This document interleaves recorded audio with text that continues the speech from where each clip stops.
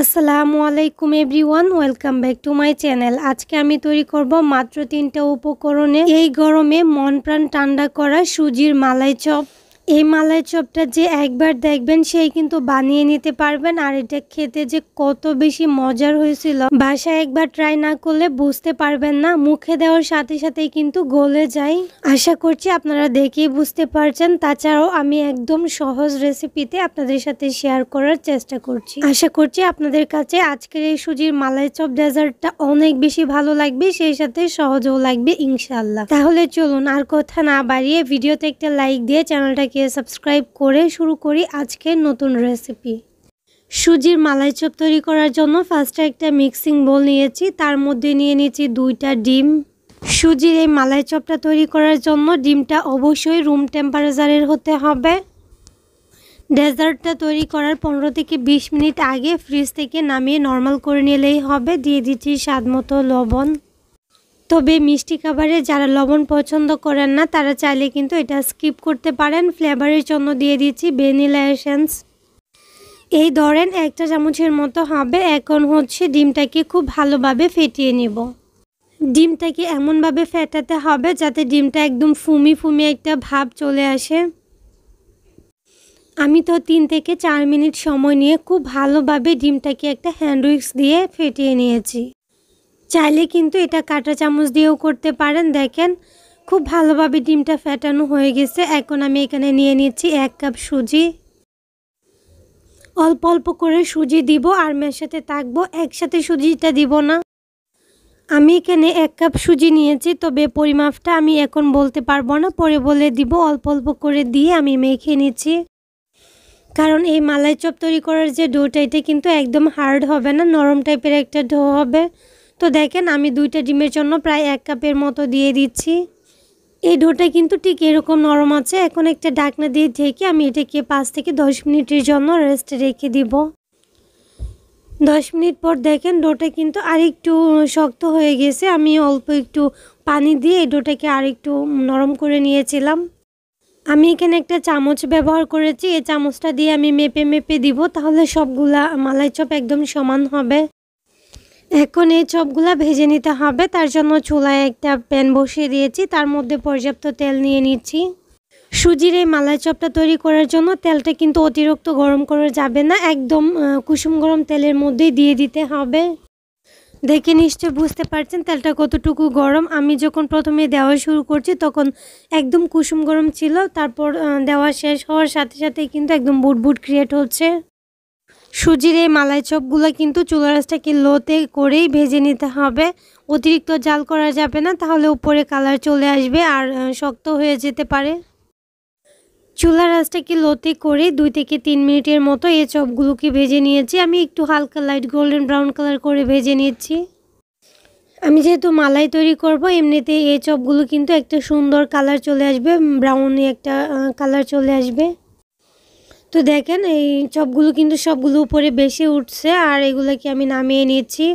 চপগুলোকে তেল জড়িয়ে আমি উঠিয়ে নিয়েছি। সেই সাথে আপনাদেরকে একটা রিকোয়েস্ট করছি, যারা আমার চ্যানেলে আজকে নতুন আছেন, যদি আমার রেসিপিটা একটু ভালো লেগে থাকে প্লিজ চ্যানেলটাকে সাবস্ক্রাইব করে পাশে থাকা বেল আইকনটা অন করে দিবেন। আর হ্যাঁ, যারা যারা অলরেডি এই কাজটা করেছেন তাদেরকে অসংখ্য ধন্যবাদ। সবগুলো চপ কিন্তু আমি তেল জড়িয়ে উঠিয়ে নিয়েছি। দেখেন হালকা একটু ব্রাউন কালার আসছে এই চপগুলোর মধ্যে। আর এখন আমি একটা মালাই তৈরি করে নিব। তার জন্য একটা ক্যারামেল তৈরি করতে হবে। ক্যারামেলটা তৈরি করলে মালাইয়ের কালারটা কিন্তু অনেক বেশি সুন্দর আসে। আমি এখানে 1/2 কাপ চিনি দিয়ে দিচ্ছি। মোট 1 কাপ চিনি নিয়েছি, 1/2 কাপ দিয়ে ক্যারামেল তৈরি করব। বাকিটা ক্যারামেল হয়ে গেলে পরে দিয়ে দিব। চাইলে এখানে পানি নাও দিতে পারেন, তবে আমি এই চামচ দিয়ে, রেগুলার চামচ দিয়ে 2 চামচ পানি দিয়ে দিয়েছি। এতে করে ক্যারামেলটা এত তাড়াতাড়ি পুড়ে যাবে না। খুব ভালোভাবে নেড়ে চেড়ে আমি একটা ক্যারামেল তৈরি করে নিয়েছি।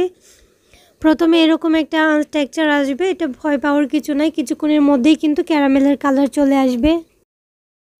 ক্যারামেলটা যখন তৈরি করবেন তখন কিন্তু সতর্ক থাকতে হবে, চুলার আঁচটাকে লোতে করে দিবেন, কারণ ক্যারামেলের কালারটা যদি অনেক বেশি হয়ে যায় বা পুড়ে যায় তাহলে খেতে কিন্তু অনেক বেশি তিতা লাগবে। সুন্দর একটা কালার আসছে, আর তখনই কিন্তু আমি বাকি চিনিটা দিয়ে অল্প একটু পানি দিয়ে দিচ্ছি যাতে আর না পুড়ে।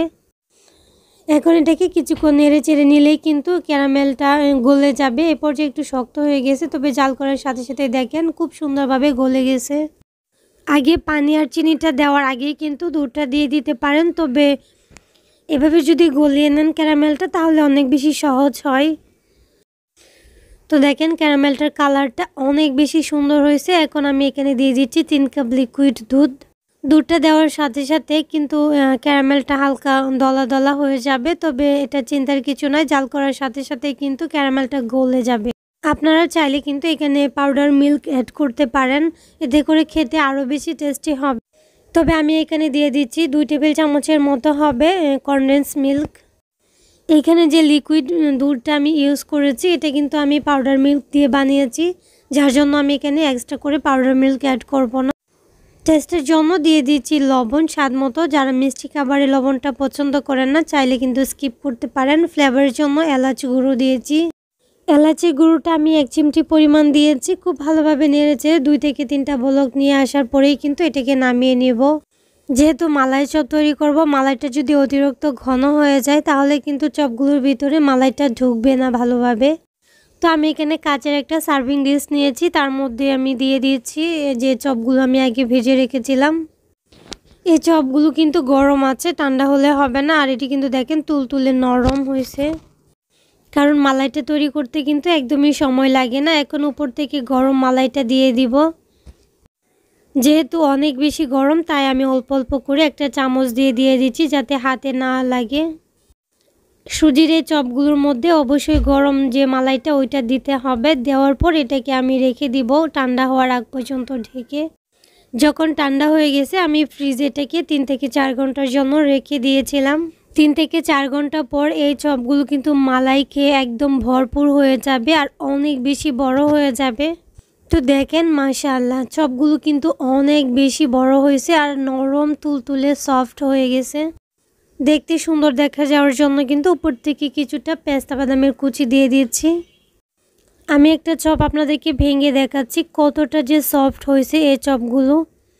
দেখেন এটা দেখে নিশ্চয়ই বুঝতে পারছেন একদম মুখে দেওয়ার সাথে সাথেই কিন্তু গলে যায়। আর এই গরমে এই ডেজার্টটা ঠান্ডা ঠান্ডা খেতে কত যে মজা লাগে আপনারা একবার না খাইলে কিন্তু বিশ্বাসই করতে পারবেন না। তাছাড়াও একদম কম উপকরণে এটা শুধু যে গরমে ঠান্ডা ঠান্ডা খেলে মন প্রাণ কলিজা ঠান্ডা হবে তা না। এই মালাই চপটা আপনারা চাইলে কিন্তু মেহমান আপ্যায়নে বা যে কোনো ঈদে বা অনুষ্ঠানে এটা রাখতে পারেন। একদম কম উপকরণেই তৈরি করা যায়। আর হ্যাঁ, সুজি ডোটা কিন্তু একটু পাতলা করে তৈরি করবেন তাহলে আরও বেশি সুন্দর হবে।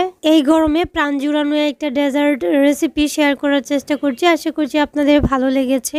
তাহলে আজকের রেসিপি এই পর্যন্তই। সবাই অনেক অনেক বেশি ভালো থাকবেন, সবাই সবার জন্য দোয়া করবেন। আল্লাহ হাফেজ, আসসালামু আলাইকুম।